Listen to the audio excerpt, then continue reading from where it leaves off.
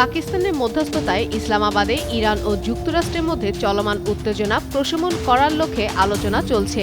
সাম্প্রতিক প্রায় 2 মাসের সংঘাতের পর এই সংলাপ ঘিরে আন্তর্জাতিক মহলে কিছুটা আশার সঞ্চার হলেও এখনো বড় কিছু অমীমাংসিত ইস্যু রয়ে গেছে।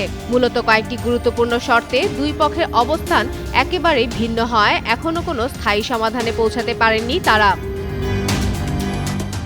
সবচেয়ে বড় বিরোধ তৈরি হয়েছে ইরানের পারমাণবিক কর্মসূচি নিয়ে। যুক্তরাষ্ট্র চায় ইরান সম্পূর্ণভাবে এই কর্মসূচি বন্ধ করে দিক, কিন্তু তেহরান জানিয়ে দিয়েছে তারা স্থায়ীভাবে এমন কোনো সিদ্ধান্তে রাজি না, তবে সীমিত সময়ের জন্য কিছু শর্ত মানা যেতে পারে। একইভাবে ইউরেনিয়াম মজুত নিয়েও মতবিরোধ তীব্র আকার ধারণ করেছে। যুক্তরাষ্ট্র চায় ইরানের উচ্চমাত্রায় সমৃদ্ধ ইউরেনিয়াম নিজেদের নিয়ন্ত্রণে নিতে, যা ইরান সরাসরি প্রত্যাখ্যান করেছে। এছাড়া হরমুজ প্রণালীতে জাহাজ চলাচল এবং ইরানি বন্দরগুলোর উপর আরোপিত অবরোধ নিয়েও দ্বন্দ্ব রয়েছে। ইরান বলছে তাদের উপর নিষেধাজ্ঞা না তুলে নিলে তারা নিজেদের কৌশলগত অবস্থান থেকে সরে আসবে না।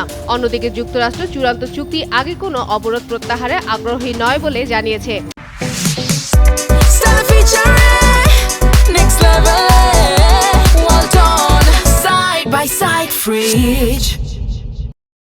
আলোচনায় অর্থনৈতিক বিষয়ও গুরুত্বপূর্ণ হয়ে উঠেছে। ইরান তাদের উপর আরোপিত নিষেধাজ্ঞা তুলে নেওয়ার পাশাপাশি বিদেশে আটকে থাকা বিপুল অর্থ ফেরত চাচ্ছে। পাশাপাশি যুদ্ধের ক্ষয়ক্ষতির জন্য বড় অঙ্কের ক্ষয়ক্ষতির দাবিও তুলেছে তেহরান। এদিকে আলোচনায় অংশ নেওয়া ইরানি প্রতিনিধিদের একটি অংশ পরামর্শের জন্য তেহরানে গিয়ে আবার ইসলামাবাদে ফিরে আসছে।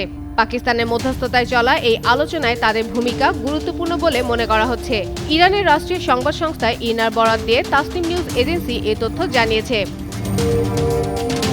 প্রতিবেদনে বলা হয়েছে, ইরানের পররাষ্ট্রমন্ত্রী আব্বাস আরাকচির সঙ্গে ইসলামাবাদ সফরে যাওয়া এই প্রতিনিধি দল যুদ্ধ নিরসনের বিভিন্ন ইস্যু নিয়ে নীতি নির্ধারকদের সঙ্গে আলোচনার জন্য তেহরানে ফিরে গিয়েছিল। প্রয়োজনীয় পরামর্শ ও নতুন নির্দেশনা নিয়ে তারা রোববার রাতেই আবার আরাকচির সঙ্গে যোগ দেবে।